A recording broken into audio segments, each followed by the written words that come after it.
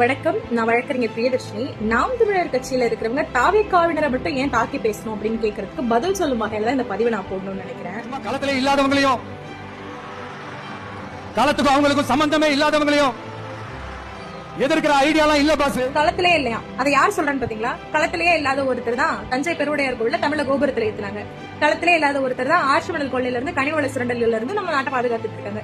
களத்திலே இல்லாத ஒருத்தர் தான் பரந்தூர் விமான நிலையம் வராமையும் எட்டு சாலைகள் வராமையும் தடுத்திருக்காங்க. களத்திலே இல்லாதவங்க தான் தமிழ்நாடு அரசு போக்குவரத்து கழகத்துல ஏன் தமிழ்நாடு இல்லன்னு கேட்டு மாத்தினாங்க. களத்திலே இல்லாதவங்க தான் பல வருடமாக சிறை தண்டனை அனுபவிச்சுட்டு இருக்க இஸ்லாமிய சிறைவாசிகளை விடுவிக்க சொல்லி தொடர்ந்து வலியுறுத்தி எல்லா பிரச்சனைக்குமே காரணம் திராவிட கட்சிகள் தான். அதை ஒழிக்கிறது தான் தமிழ் தேசியத்தோட முக்கியமான நோக்கம்னு சொல்லிட்டு இருக்கும்போது திராவிடமும் தமிழ் தேசியமும் எனக்கு ரெண்டு கண்ணு மாறின்னு சொல்லிட்டு ஒருத்தர் வந்தா அவரை திட்டாம என்ன பண்ண சொல்றீங்க? 1000-2000 தரேன்னா அவங்களுக்கு போய் ஓட்டு போடுறது, ஒரு நடிகர் வந்தாருன்னா அவரு பின்னாடி ஓடுறது, இந்த மாதிரி இருக்க மக்களுக்காக நம்ம ஏன் போராடணும்? நீங்க சொல்ற மாதிரி களத்திலே இல்லாம இருந்திருந்தா இந்நேரம் தமிழ்நாடு வறட்சி பாலைவனமா தான் இருந்திருக்கும். வீடியோ பார்த்த உடனே தாவேக்காவினர் நிறைய கமெண்ட்ஸ் போடுவீங்கன்னு எனக்கு தெரியும்.